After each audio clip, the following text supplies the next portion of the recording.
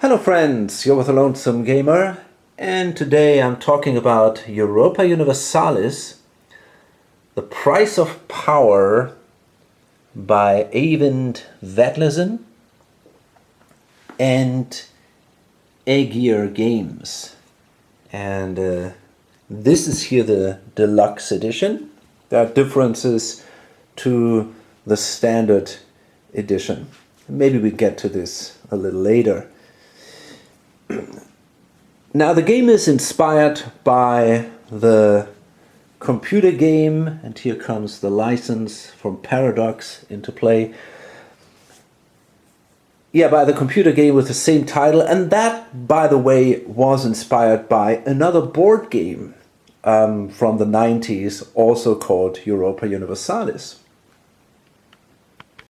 So, a disclaimer right at the beginning.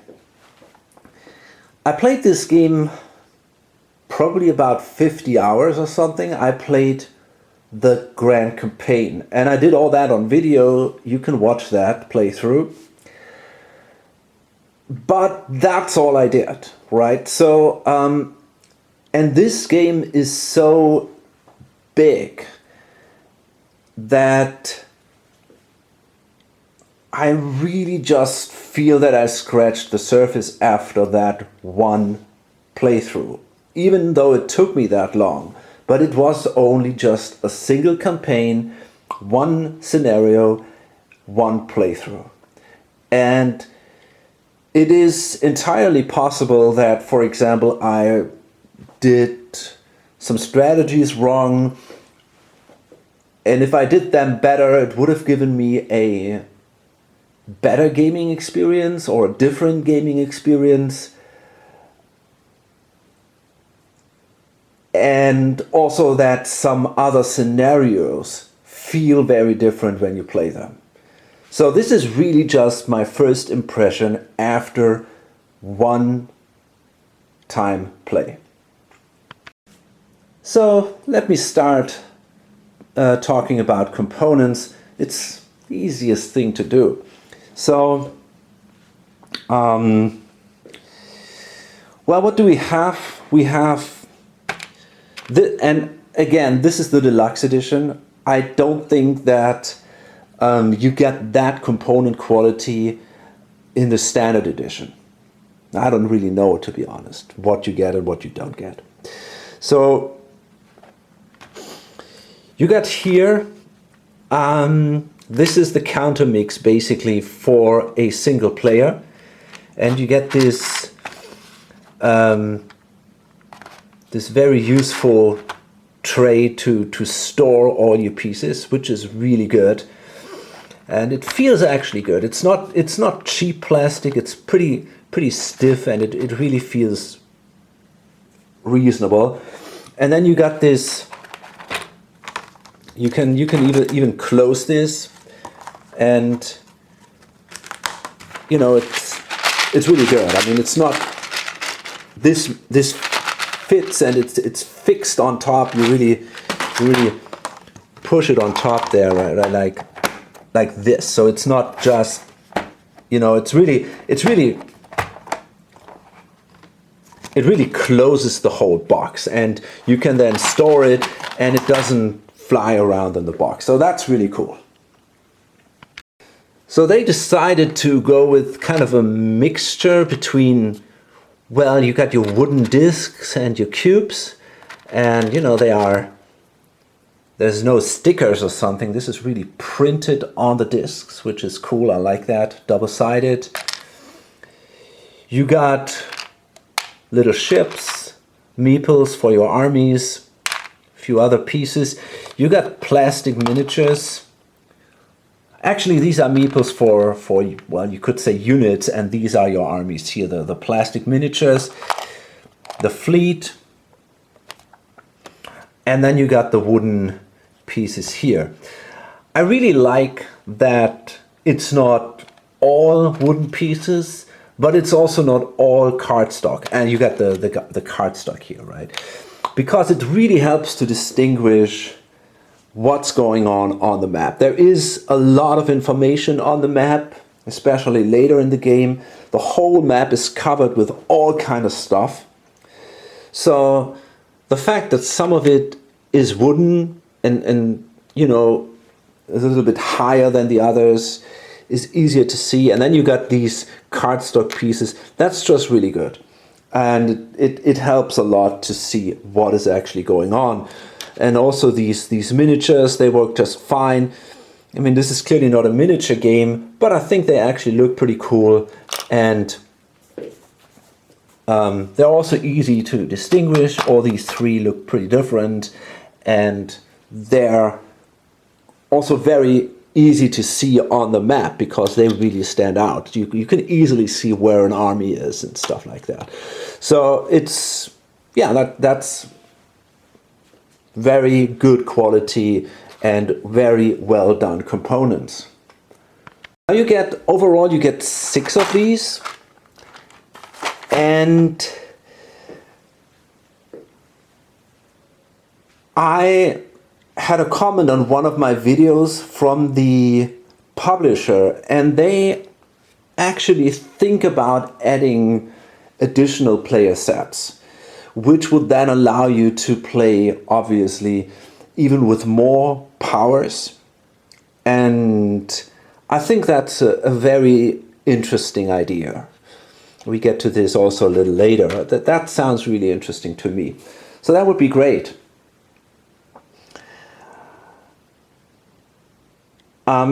Here it's a similar thing. These are more these markers that are used by everyone. You got here your mercenaries, got all kind of other cardstock markers, and these are the metal coins, and this is an additional add-on that you have to buy, and I really love them. They are they feel good, they are beautiful. You know, you got this, you got double-sided, you got something like a throne or something, I think. And you know, here you got a ship there, I think. It's if you look at this like that. So these are really beautiful coins, and you can also use them for other games. I can think about Europa Universalis, for example. So great stuff. I love these metal coins. One issue I have with these counters, and that's a big deal, there are not sufficient counters for everything. And I'm talking here about the religious markers and about the dynamic player realms. Now, this is a bit tricky. The rules tell you that what is supposed to be unlimited and what isn't. And then they tell you if it's not unlimited, you're supposed to take a marker already placed on the board and then use that marker and then place it on the new space where, I don't know, the event or something tells you to place a marker, right? So if you don't have sufficient, you simply take it from somewhere else and place it there. And, you know, that might be true for some things, but I really doubt that this is actually the case for religious markers. You know, you have, and here's why. You have, for example, you have, I think, 4 or 5 Christian markers, Catholic markers, and you have about 4 or 5 Muslim regions on the Western board. And the Eastern board only comes with the expansion or with the deluxe edition.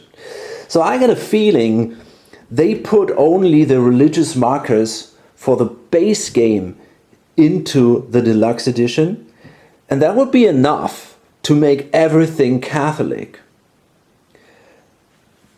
But you cannot do that if you have the Western board, the Eastern board, where you have, for example, all these Orthodox regions, and the Poles have a big interest to make them Catholic. so that doesn't work then. And I think it's ridiculous to say, hey, we're going to take, I don't know, a Catholic marker from somewhere and then place it here. We take a Catholic marker from North Africa and then place it over here because, and then these guys become Muslims again because the Poles here become Catholic. This is garbage.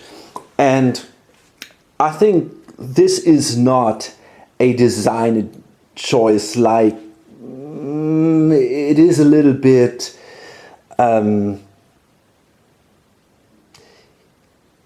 implied on some threads. I don't believe that. I think this is really simply a component issue here. Same thing can happen with these occupied markers, and then if you use these to indicate where the battleground countries are, there are problems here. I didn't use these too often, so for that was not such a big deal. But it was a big deal with these religious markers. And it also was a big deal with these dynamic player realms. I mean, here you could maybe argue that they really want to limit the power of the dynamic player realms to a certain extent.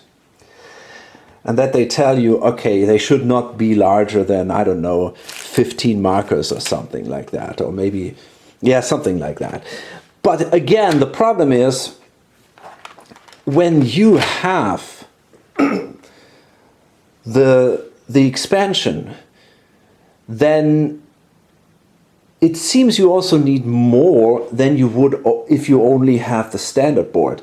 Because, for example, the brown markers here, they are placed in the Netherlands at some point.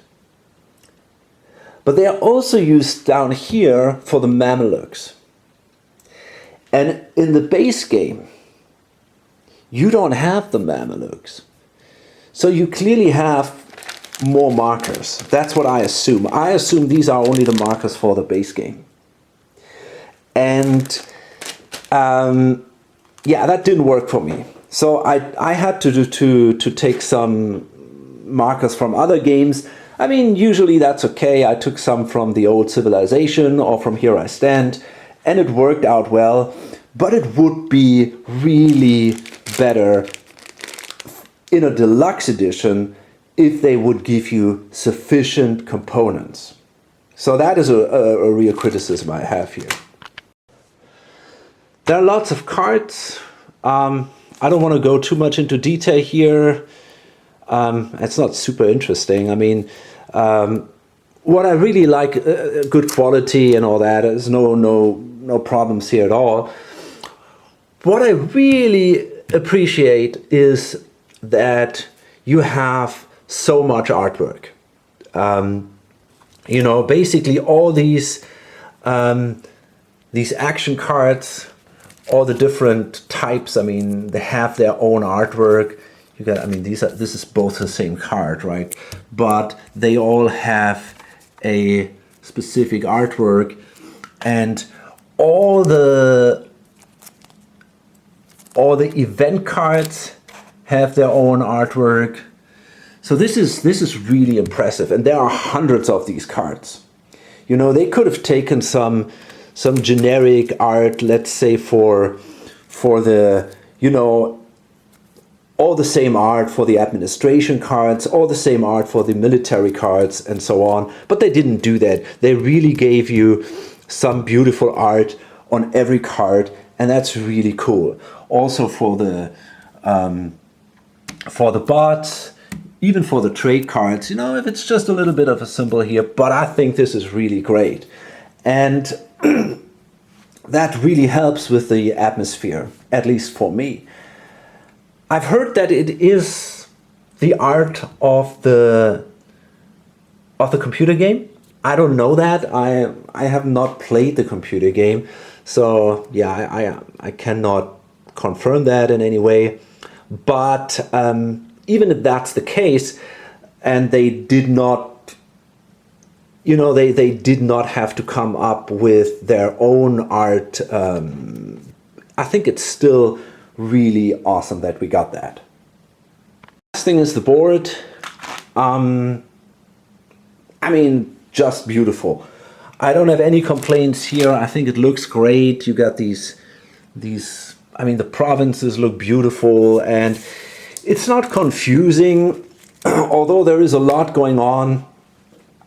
But I still think it is relatively clear, and yeah, it's just looking good. The colors look beautiful, and I have absolutely no complaints about that. Now, I mean, of course, all these things in modern Euro games, you have this component quality. You know, this is nothing which is over the top, but it's definitely absolutely solid components. And apart from this kind of counter shortage, but only of a few counters, I have no complaints, and I would really say this is a really enjoyable. You know, the components are really, they make you enjoy the game. They add to the enjoyment of the game. So yeah, definitely great component quality. So let's talk quickly about all the booklets and specifically about the rulebook. And there I think I have a bit, yeah, I want to talk a bit about that. But first, well, we got a couple of player aids here. And there I have a problem that I have the feeling, I'm not even sure, I didn't really check everything of that, but I think some of them are not absolutely complete. Sometimes it seems there might be some rules missing, but I'm not sure. Maybe not.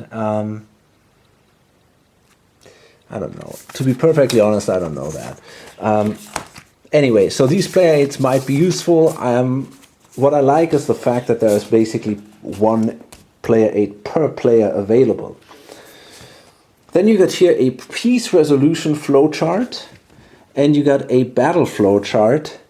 Now, in general, I like flowcharts, and I used the piece resolution flowchart, I think, from time to time. The other one not so much. Realms on the Western Europe map and on distant continents, that can be helpful. We got then, when you have the deluxe edition, you got 2 scenario books. One tells you how to make your own scenario, which is amazing. I mean, that obviously gives you tons and tons of possibilities, and you got all kinds of cards, generic cards that you can add if you want to play, for example, a realm which is not one of the main realms. Then you can add some generic event cards for them. You have generic mission cards. So, I mean, they really give you an incredible freedom in constructing and modifying scenarios. This is for me one of the major points on the positive side that this game has to offer. In theory, you could really just take any province on the map and you can play as such a province. They do this with Ulm, for example. And I, from what I understand, there is this kind of Ulm mod in the computer game, and they kind of give you that too. But you can see from that how you can build scenarios about some kind of small province on the board. So I can see no reason why you should not be able to, I don't know, play, I don't know, some kind of some kind of Hamburg or maybe some kind of, for example, Scotland or something like that, which is a little larger. But I can absolutely see that you have all the components in here, and this is just amazing. I love this freedom and this option. All kinds of scenarios for different player numbers. I don't know, this one is for 3 players, 4 players, and also different lengths. You got here just 1 age, or first half of 1 age, age 1 and 2. This goes over 3 ages, and it wants 3 players and a bot. 4 players, 3 ages scenario. And you always have different realms and whatnot involved. So there is really a lot. We have a solitaire scenario here. There is a lot going on. And then we have scenario book 2, which also contains the great campaign that I played. And then you got, and you can see that you don't have always the full map. Sometimes you have only parts of it. More 4-player, 5-player, 3 ages, all kind of stuff. There is even a team variant here. And Napoleon Rising, just 1 age.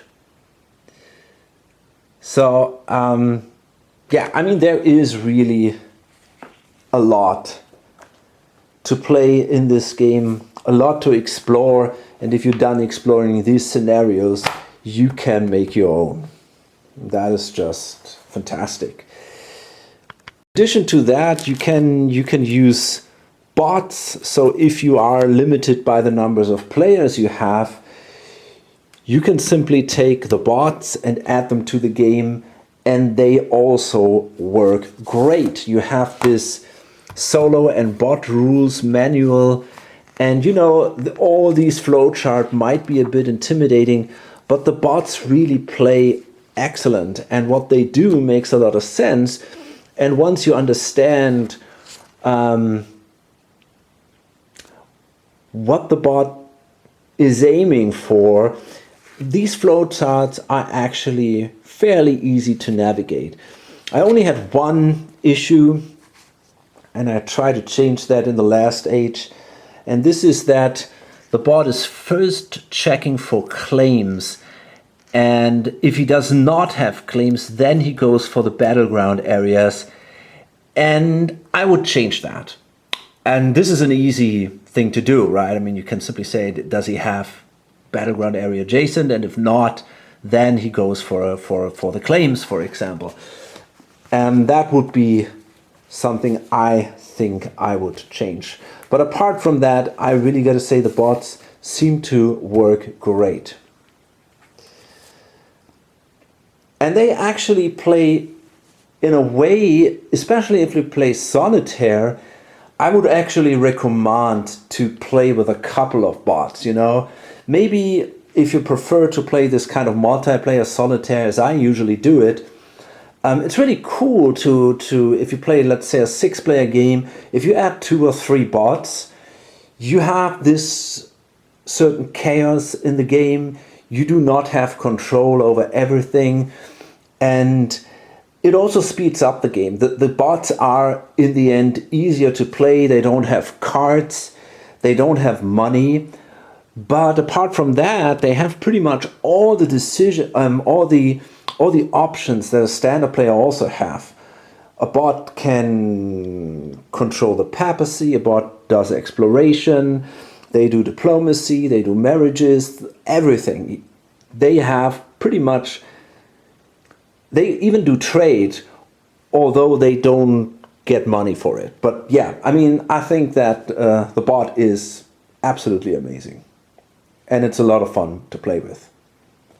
Now, the deluxe edition and the base game, they only come with 2 decks for bot players. You can order 3 additional decks. So there is one package of cards which allows you to add then 3 additional bots, And I'm glad that I have that, because I think when I play this again, I will probably use even more bots, because I enjoyed, as I mentioned, them very much. Okay, now let's go to the rules. The rules, well, they are a little tricky. First of all, I gotta say, I think in general, they're really well written. And it's really well done. This is a very, well, maybe not a complex game, but it's a huge game. It has a ton of chrome, a ton of detail, and it has a lot of things going on. And you gotta cover that, all of it. And I think the rulebook does a fairly good job in doing that. You have here a large index, which is usually really helpful. And it seems there is nothing missing in the rulebook, and it also seems there are no big mistakes. So, for example, there is not a big errata list on Board Game Geek or something. It seems to be pretty, yeah, I don't know, conclusive or whatever you want to call that. It seems to be really worked out well when it comes to is it complete and is it right.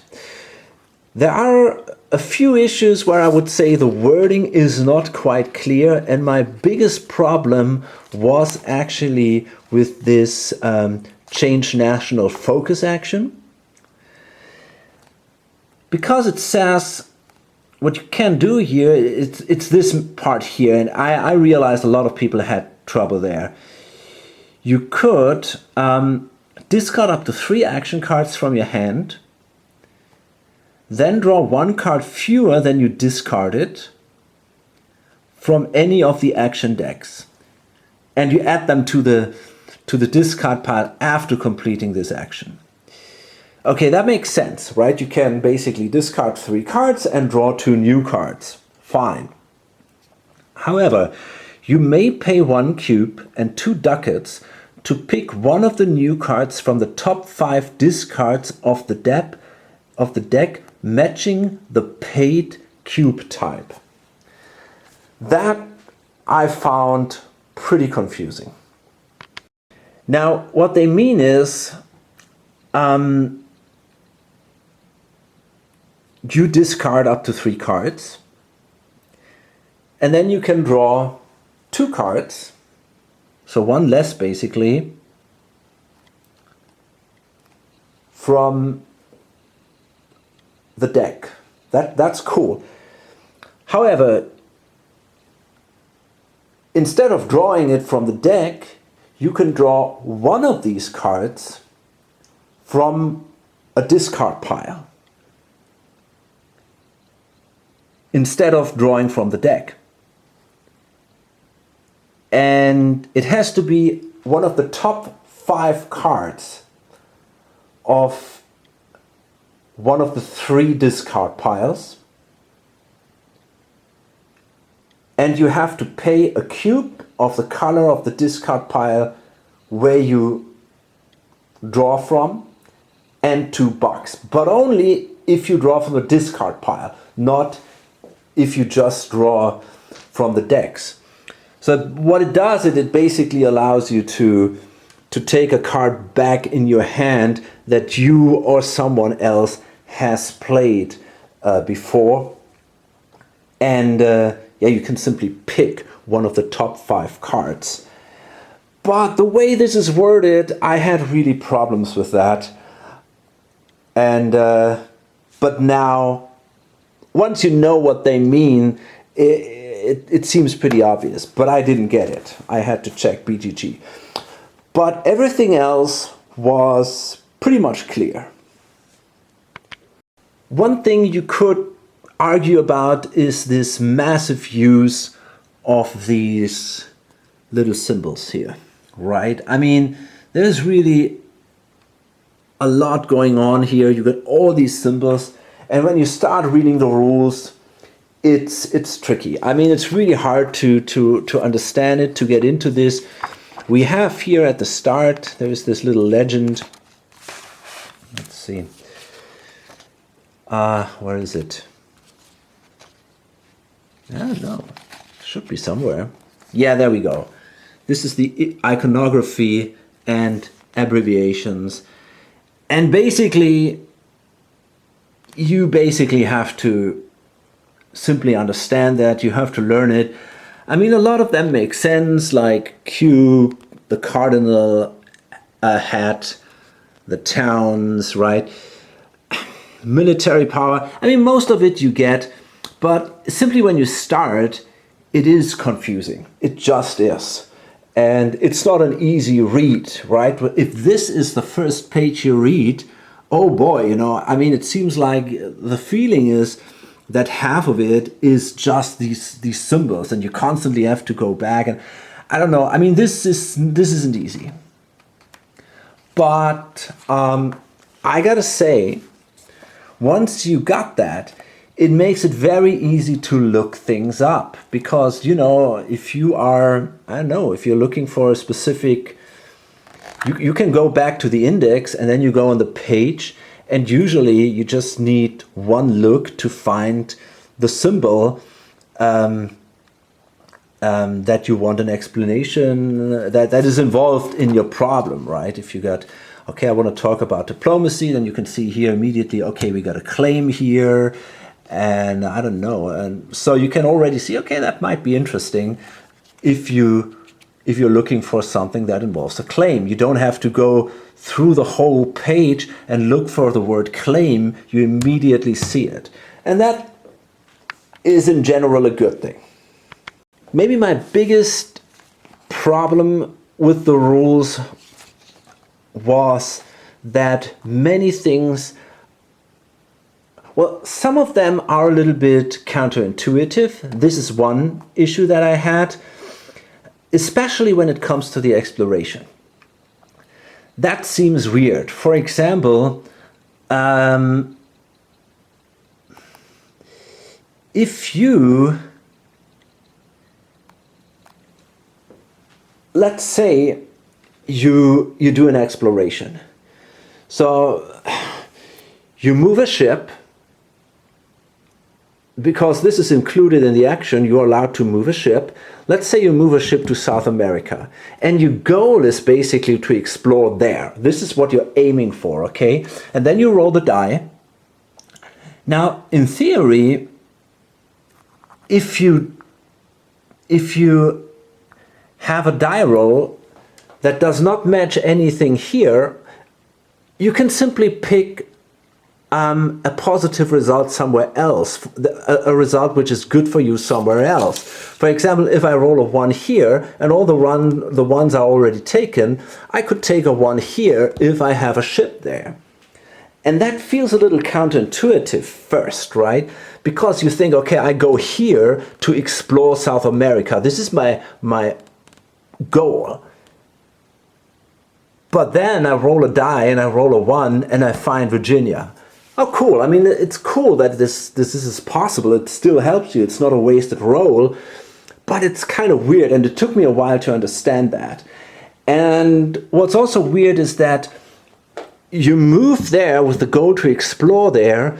You roll a, let's see, you could roll a 2 and a skull. So you take here, for example, the claim. You found that, but you roll a skull. What that means is you have to remove a ship, but you do not have to necessarily remove the ship which you use for your exploration. You can move any one of your ships on any distant continent. So, you know, I mean, I'm not saying that this is bad in any way. I'm just saying it's a little counterintuitive.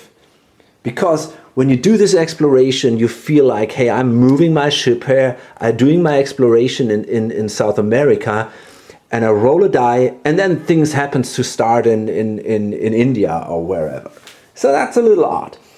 But once you understand it, it's okay. So, yeah, it's okay. just a little weird. My biggest concern was that the rules are often really scattered throughout the whole rule book, right? You have all these. Now this one sends you, for example, here to page 35, 23, 31, 37, 20. I mean, it always like that. It's pretty crazy. You have, for example, the military actions, and then you have here declare war, and then it says check declare of war declaration restrictions. So you got to go to another page to see when you cannot do it, right? And this is a little bit, yeah, it's not this easy. You cannot simply work your way through from top to bottom if you do that. You have to double check things, go to other pages, and this can be a little painful. And for example, well, the thing where it really was the worst was when I did my battles. And I missed that rule probably during the first, I don't know, definitely during the first age. Yeah, I missed it until Protestantism came up. And the reason is I did the battles and it was all fine. You know, here's warfare, right? And you simply can do you do your movement, and then it says how land battles work, and you got all that stuff going on, and it's all cool, and you think, yeah, it's pretty easy, makes sense. And then the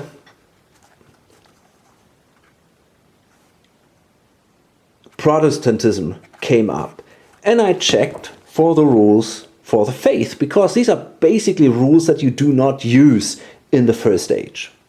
Get your religion and faith things here, and just by coincidence I looked at Islam, and there it says here, in any land battle, Muslim players may replace their basic 3 infantry dice with 3 cavalry dice. This is, as far as I know, not mentioned anywhere else. Just these 2 lines. So if you go to battle, you know, no matter if you check these charts here, at least I think so, at least. The battle sequence here, for example, battle dice, roll battle dice. No, it's not. Doesn't seem to stand here. And or if you go through the battle rules earlier in the rule book, you will not find that. So you really have to stumble upon that when you find it here in religion and faith, and it was just by coincidence that I could find this rule. And this is a problem. Because it happened a couple of times that I missed little rules, and just when I looked something different up, I realized, whoa, wait a minute, what is written here? Oh, look at that. You can roll infantry dice. Or another thing was that I could hire units for free. That was also of allies for free. For some reason I missed that. I'm not sure why, but I just missed it. And there is a couple of these things that were hard for me to find, because I had the feeling that it was not all in one place. Could I organize a rulebook different of a game like that? I don't know. Maybe it would be helpful if you had something like the Fantasy Flight games do, where you have one rulebook which just gives you the basic information and you can start playing, and then you have kind of an encyclopedia or something where you really have it all like in this index, but it's complete, you know. You don't have to go through all kinds of different pages, but if you look at warfare, you find everything you need. Maybe that would be, it could be a little repetitive, obviously, but maybe that would work better. So let me talk about gameplay a bit. The core idea, the core rules, the core mechanics are fairly simple. Depending on, you got these three types of actions: administrative actions, diplomatic actions, and military actions. And depending on the abilities of your leader, let's see if we find one. For example, here, the left one is administrative, diplomacy, and military. And that indicates how many resources, represented by cubes, you get at the start of the turn, at the end of the turn, or whatever, that you can use then in your next turn. So you get these cubes, you can hire advisors, which you have to pay for with money, and they can give you additional cubes then. And and then you can basically, during the game, you can do all kinds of different actions, and you got to pay for these actions with the matching type of cube. I like this system. I don't see why this should be bad. The fact that there are cubes, and that this makes some people, I don't know, maybe it feels too Euro-ish or something, I don't have a problem with that. You have to find a way to limit actions. Usually you have some kind of action points. If you play CDGs, you get a specific number of points, and whatever. I mean, there are tons of options, but usually you are limited by some kind of points or resources that you have to pay. And here, this is represented by cubes. For me, that works totally fine. Sometimes you can actually use money to increase your power, especially when it comes to diplomacy. And I think that also makes sense. But I want to talk a little bit about the different actions. So when it comes to administration, sometimes some things are not that interesting. The stability, I mean, okay, you just pay for it to get it up. And I don't know, this is not super exciting, I think.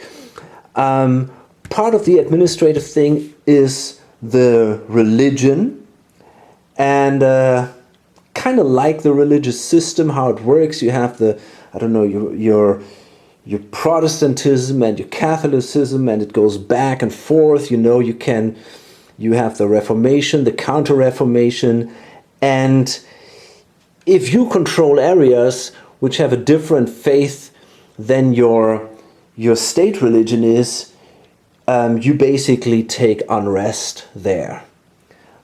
And that is a problem. So you can try to convert these areas, and some cards make it easier for you, and you also use your administrative power to do that. You also use administration to colonize, and we'll get to this in a minute. And some of these cards are really interesting when it comes to administration. The development card, which allows you to basically increase your economy. You can grow cities like that. Or you can play around here with the papal curia and play, for example, the man of the church to get an additional cardinal. The papal curia is kind of interesting. It gives you a couple of bonuses if you control it. You get diplomacy. It's easier to play around with your stability, and your advisors are cheaper, which can be a big deal. And you also get a bunch of victory points at the end of every turn when you are the uncontested controller of the papal curia. So that is kind of cool. The actions I'm not so sure of. You can do an excommunication, you can do a crusade. I don't know. To be perfectly honest, I'm not so sure if this is really valuable. But this is something I have to say, it's also my lack of experience. I simply cannot really judge that. I don't know. I didn't really do it in my game. Also the fact that when you control Rome, you get this one cardinal, but it is your only cardinal. This is a little bit tricky. I don't know what to think about that. In general, it's nice that the Pope is part of the game, but somehow I wish there would be a little more going on with him. But yeah, I don't know. I have no ideas or something. It's hard to do. Diplomacy, there are basically two things you can do with it. You can either place diplomatic influence and then later try to subjugate the areas that you kind of control in this way. And you need a specific card to do that. So this is a pretty valuable card to get. It's not that easy to subjugate. And you usually have to do that twice. So when you subjugate for the first time, the area becomes your vassal. And then when you subjugate for the second time, the area becomes, you can annex the area. So this isn't easy. And depending on the size of the area, you need a certain amount of diplomatic influence. Now you can buy diplomatic cubes for $3 if you use this kind of action. So yeah, you can basically simply buy additional influence. And I think that's a pretty cool idea. I like that. I like the diplomacy system a lot because, I don't know, I've heard that military is so much stronger, but I'm not so sure about it. If you take larger areas like, for example, I don't know, Naples, right? If you annex Naples, you get a lot of unrest there. If you attack these guys, you need a claim there to do it. And I don't know, I think it's, you have to get your people there, you have to bring the army there. There's always a risk that you take losses and whatnot. I think that diplomacy can be powerful if you have a powerful diplomatic leader or advisor, or if you simply have a lot of money. You know, you can simply buy your cubes, and that's something you cannot do with the military actions. So in this way, I think diplomacy is pretty awesome. In many games, you can only use diplomacy to kind of forge alliances, but here you can really use it to expand, right? In this two-step way. First, vassalization, and you already get an advantage if you vassalize someone. You already get the manpower and at least some of the additional income, and then as a next step, you can do the annexation. So I like that diplomacy can be used to expand and not only to forge alliances.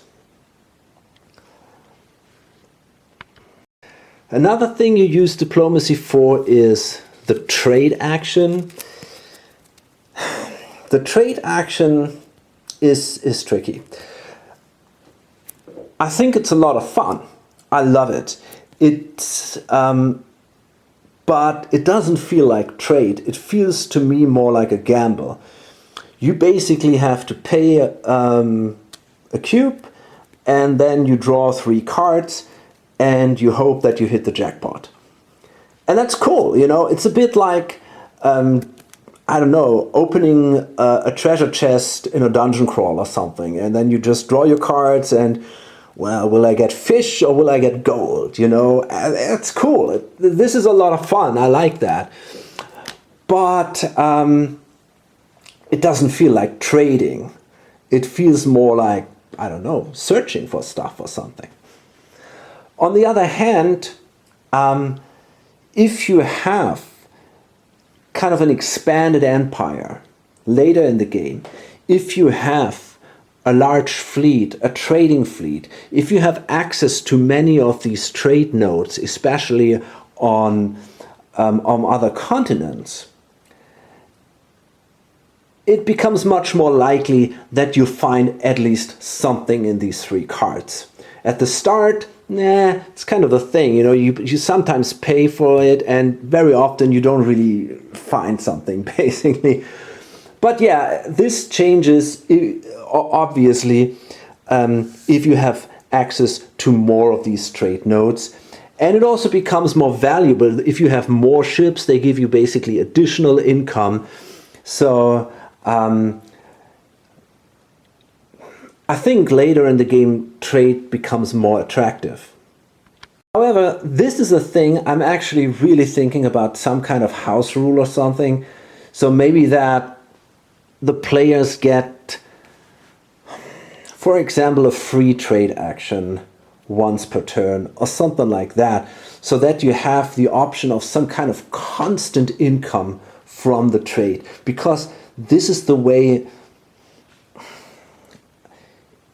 you know, yeah, that's what trade is about usually. It's this kind of constant income and not just a one-time lucky shot. So I don't know, maybe there is something we could do here, but in general, it's definitely enjoyable. But, a little weird. Another thing you can do with this diplomacy is espionage. But this is another one, I'm not sure, I don't know what to do with it. I basically did not use it at all, maybe once. You need this spy network and then you get these additional actions which are not exactly cheap, and most of them you use to screw other people over. And then there is also this counter-espionage card which other people then can play to defend themselves, which is actually really expensive. I don't know. My problem was I did not have the resources to play that stuff. It's, yeah. You know, and it's also maybe not my playing style. I kind of prefer to build up my own empire, to invest in my empire, and not so much to fuck with other empires. And I don't know, I don't really... But this is again something, maybe the lack of experience. I can see that maybe other players who are more experienced can use that spy network really to their advantage. And then it's just awesome. It might be cool. You know, you can really make life hard for other players. But I don't know. For me, it wasn't that exciting. Another thing that I didn't really use were alliances and royal marriages. I basically just used them to do this annexation process, because the first step is an alliance, the second is the vassalization, and the third one is then the annexation, and the whole thing is easier if you have a royal marriage. I think you can use these things in a better way. There are these disputed successions that can give you a lot of points. There are the alliances can give you free troops, for example. So, and the royal marriages in general give you points. At the end of every age, I think you get a point for a royal marriage. And I think the game might have or probably will have a different dynamic if there is more of these diplomatic actions going on. You know, if you have royal marriages all over the place, you will have more disputed successions, which then might again lead to more wars. And then, yeah, you know, I mean, but this is all something I didn't see because I didn't play like that. And the game does not really urge you terribly to use that. You could, but you know, if you're an unexperienced player, I don't know if you really will. Another thing you need diplomacy for, and also military power, is the colonization. And this is a big issue for me in this game. I'm not sure, I'm not happy with what I've seen on the other colonies, on the distant continents. This was probably the biggest issue that I have with this game. It felt like there was not enough going on in these areas. And I've seen it also with Callendale. Actually, I think compared to him, I did quite well, but exploration is pretty expensive, and you got to be lucky in addition to that. Now, if you use the naval tradition card, which is also one of, yeah, there we go. Here we are, the naval traditions, another diplomatic card, then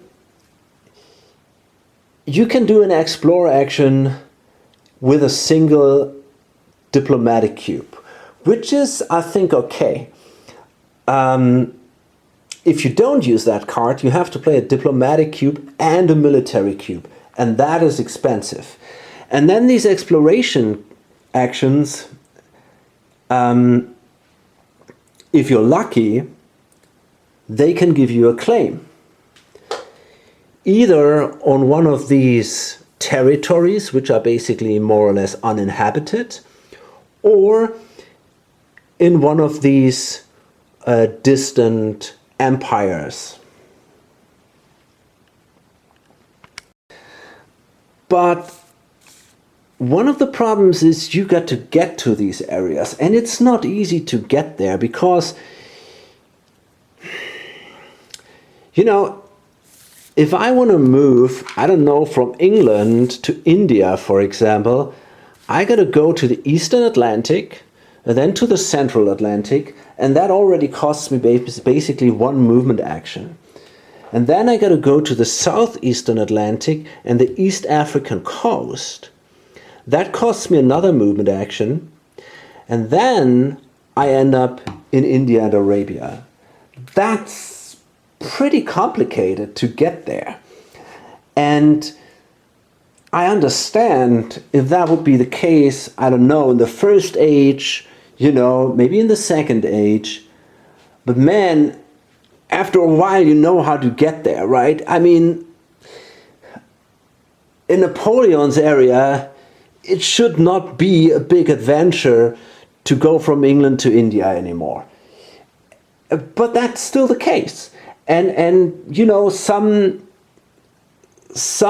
realms might have colonies in I don't know, in Africa for 200 years or so. Let's say the Spanish have colonies there for, I don't know, 200 years. The French still have to go there and have to explore this area like it is completely new and like no European was ever there. I don't like that idea at all. In addition, if you want to colonize, it's pretty hard to, it's expensive to colonize.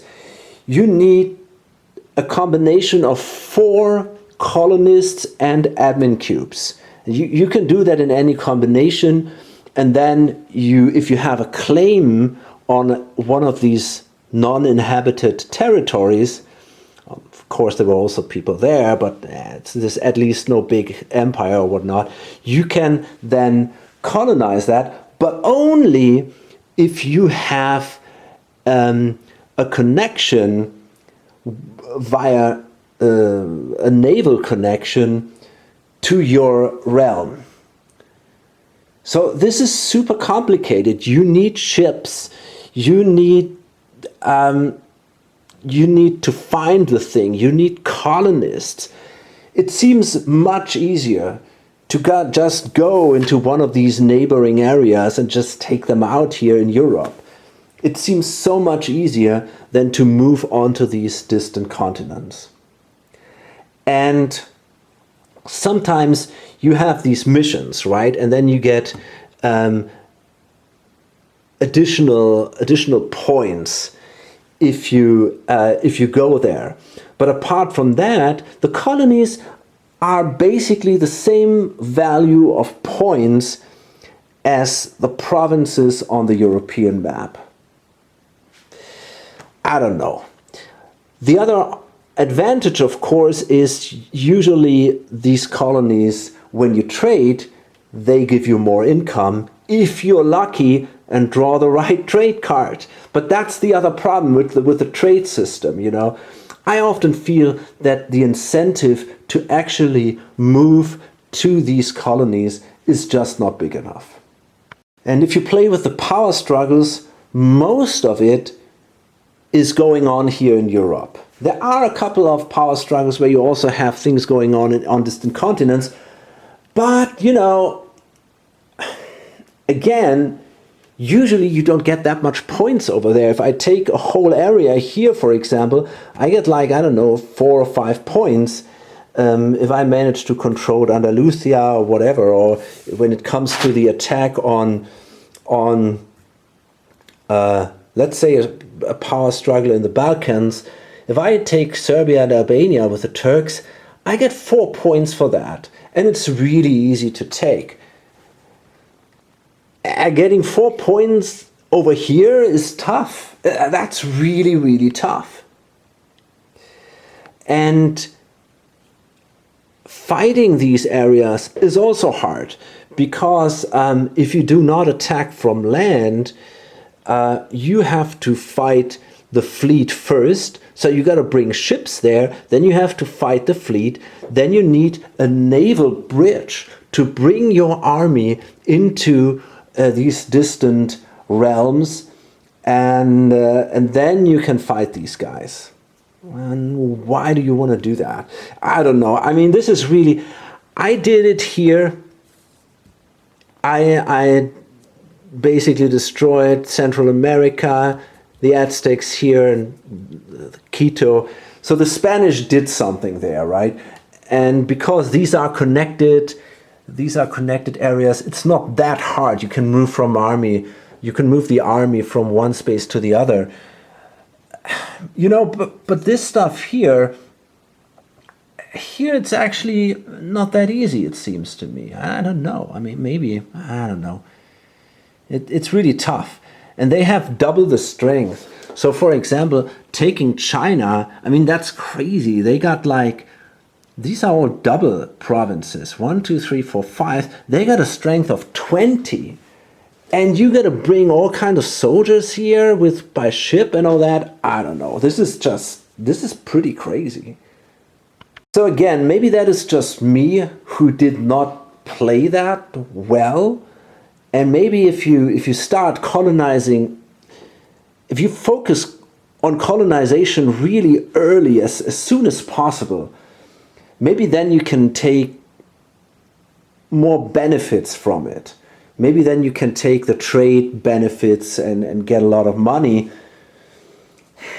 But I don't know. I mean, in this game, the Spanish had by far the most colonies. But in the end, the winner were the Turks, the Austrians. I don't know. I think the Turks and the Austrians were number 1 and number 2, and both had no colonies whatsoever. So, yeah, I don't know. I really think that maybe there should be some... It seems like these big colonial powers, France and England and Spain, they really don't have enough resources to do all their work on these distant continents. You also don't see, you know, combat between the colonial powers on the distant continents. I think it happened once, but there are no colonial wars going on, like, I don't know, the French are fighting the English over New England or something like that. I don't know, these kind of things, that didn't happen. Nothing happened in India and Arabia at all. Yeah, I was pretty disappointed there, to be honest. Maybe you should get some kind of resource like the diplomacy resource where you pay $3 for these diplomacy thing. Maybe you should say, okay, for the colonization, instead of paying in cubes, you can also pay money. That would make it a little easier, probably much easier. And then, I don't know, maybe it would be more interesting. But then again, how to balance that? Because then the powers who don't have the option basically to colonize, they probably will have a disadvantage. But I think, I mean, maybe I played it wrong, but I have a feeling something should be fixed there. So the last thing I want to talk about is the military actions. And well, in general, I think the battle system is pretty cool. It's very simple. You don't have to go into too much detail. There's no big problems with supplies or, I don't know, chain of command, or what you have all these complicated things going on in the war games. And for me, they always took me away from the big strategic decisions a little bit. You know, I had to focus on all these details. And this feels very different here. Here you're really doing the big strategic decisions. And the battles are fairly simple, but they don't feel stupid. You still have 3 different types of units. And you kind of want an army which is, yeah, kind of balanced. You have generals, and then you have a couple of specific cards which gives you extra powers. So it's not like this is stupid. However, most of the battles, I don't know, they feel too easy in a way. You don't get an epic feel from a battle. We only had 1 or 2 battles where it really felt like it was an epic battle. Usually you just have, everybody rolls 3 dice, and then it's more or less decided. Maybe a little more, but I wish there would be something more going on. It would be a little more exciting, but still simple. But I don't know. That is something that I was missing a little bit. You know, you got these massive armies clashing, and then you roll 2 or 3 times, and then it's over. It doesn't really tell a story, and that's a bit sad, I think. Maybe that's the price you have to pay for that abstraction and the simplicity. The fact that the sieges are completely deterministic is something that also bothers me. I wish, and there is a technology, the defensive mentality or what, that introduces this into the system, but I wish there would be a little bit of randomness, that you can, I don't know what you could, depending on what you are sieging, you roll a dice, and if, I don't know, if it's a specific symbol shows up, you have to remove troops. And so that you cannot plan that easily, how many troops will I need to be successful in sieging these 3 cities. You know, that's, I don't know, I would like a little more randomness there, because some sieges were tough and it didn't went always according to plan. So, yeah. The naval battles, another thing that didn't really work for me that well. I have never seen real naval battles between powers. In general, the fleet was something that came only very late into the game, and you never saw these two fleets clashing, you know, where you have tons of ships and then the fighting. And actually the game allows you to capture ships and you can have admirals and all that. That just didn't happen. Ships are super expensive, and you don't want to lose them. So I don't know, I didn't risk the battles. Maybe again maybe I played that wrong. Maybe you can play that very differently. But hey, you only have so many cubes, so you only have limited actions, you only have limited money. So I don't know, it didn't work out for me. Of course, there's the problem in the last period of the game, where you have basically the Napoleonic Wars going on. Yeah, that is highly questionable. I mean, this system does not allow you to go in a campaign all over Europe. That's simply not possible in the system. And but that's how the Napoleonic Wars happened, right? And maybe it seems that the Fourth Age might not have been part of the basic design, and I have a feeling maybe it was not the best idea to add that to the game, because the technology, the warfare, all these things, they changed so much. And yeah, you know, it's hard to simulate the warfare of the late Middle Ages and the warfare of the Napoleonic era, all with the same system. And the game just can't do it. I think it works fine until era 4, but then really it becomes a little questionable. So let me come to a conclusion here. I think this is a great game. Although maybe I was a little bit complaining here, but overall I think this is a great game, maybe even a fantastic game, because it feels very unique in what it does. It is basically a Euro game, but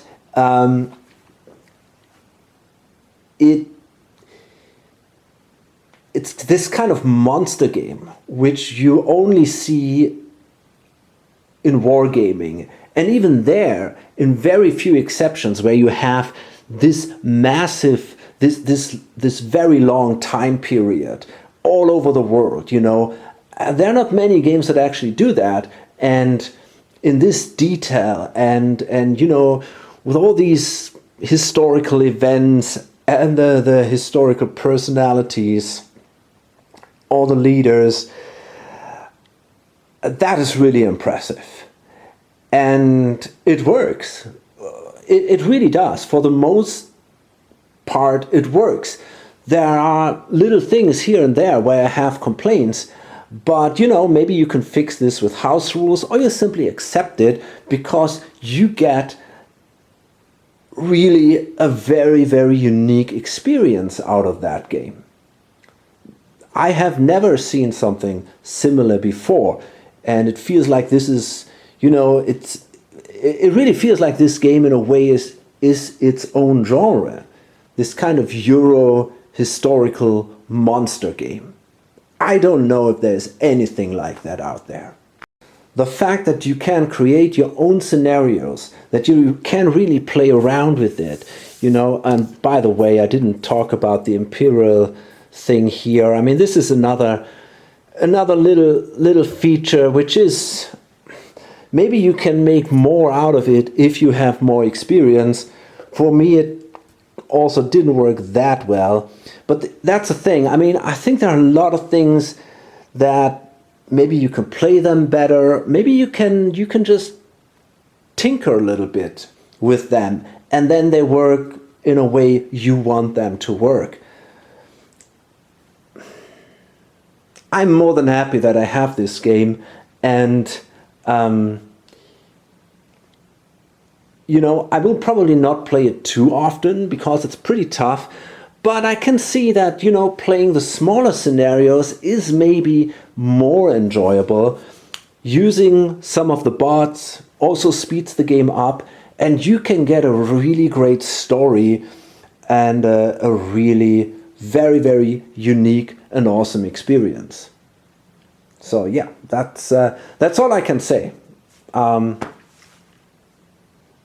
Okay, well then, hope to see you on the next video. Bye.